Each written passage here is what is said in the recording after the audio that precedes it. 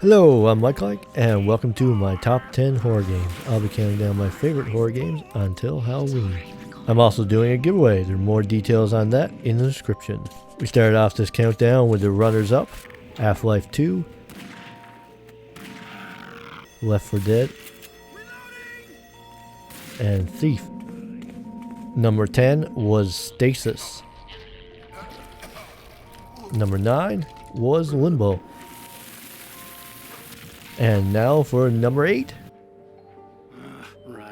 Alan Wake is a psychological horror game where the darkness itself is out to get you.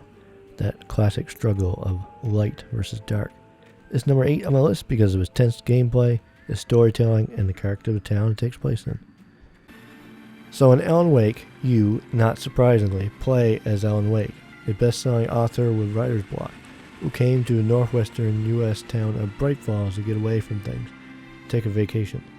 Things go wrong. Alice? Alice? Alice! And you soon find yourself in the forest at night fighting Taken, shadowy figures that appear out of nowhere. There were more of them.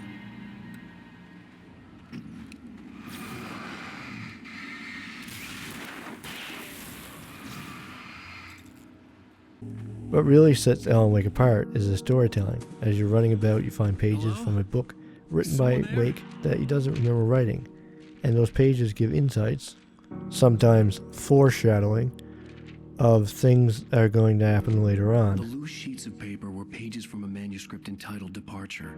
That was the name I planned to use for the next novel I had never gotten started. I was named the author. I hadn't written it.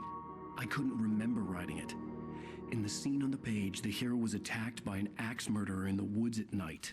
There are radios where you can listen to a local DJ. Guests have already started to arrive. Just ran into one on the ferry. A famous artist, no less, but we'll see if we can rope him into an interview later on. Now And a comical and strange television show called Night Springs that is a play on the town's name, Bright Falls, and also on the Twilight Zone.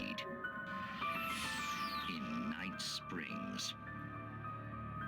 Tonight's episode, a quantum suicide. I'm Alan Wake. During the night, you'll be frantically fighting enemies, but during the day, you'll be talking to characters and exploring locations around the town. Wake writes in an overwrought style, and the town and its characters are pretty cliche, but somehow works together really well.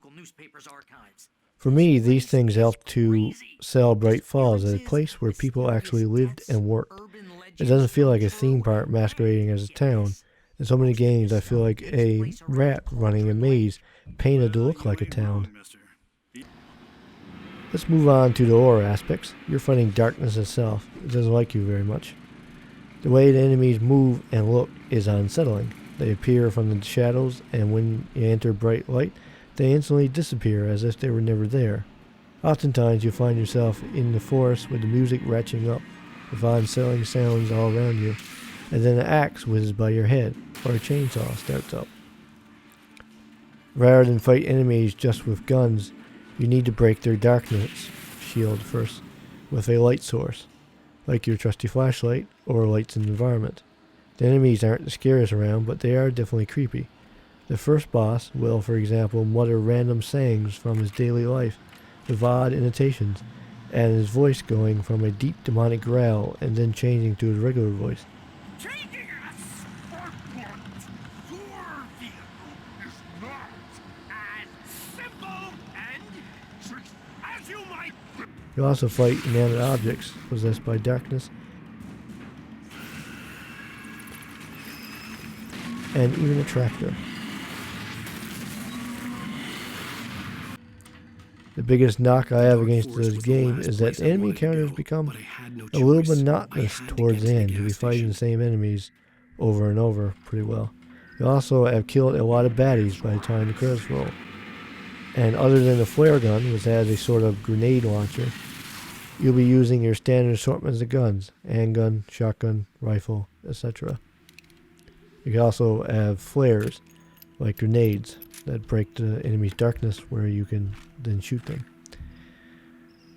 I could also done with it driving sections, or maybe better driving sections, controls don't handle that well, and they aren't overall that interesting. You're simply driving from location to location, or you're running down baddies. All in all, Alan Wake is a game I thoroughly enjoyed. It isn't an oppressive horror and scarefest like Outlast or Amnesia, but it's certainly creepy and unsettling. It does a very good job of building a setting that made the goings-on feel much more immersive. This has been number 8 on my countdown of top horror games. Tune in tomorrow for number 7. And also check out my giveaway if you haven't done it already. There's more details in the description. Thank you for watching.